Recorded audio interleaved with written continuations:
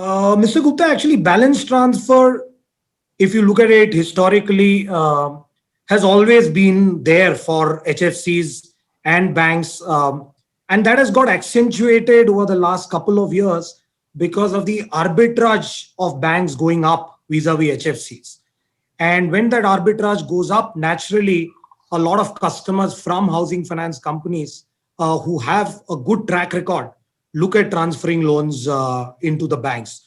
So if I look at the normal housing finance segment, I think the balance transfers have been higher for credit rated borrowers who have been able to get a good price from a good private bank over their current lending rates in their housing finance company.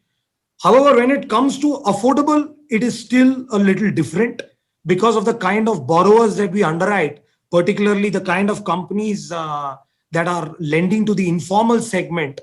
The borrowers and the collaterals are slightly different from the underwriting guidelines of banks and housing finance companies. So we do not see balance transfer as in the same level as what you would see in the regular housing finance bit. So we build balance transfer into our business models when we lend, and that's how we work our annual strategy.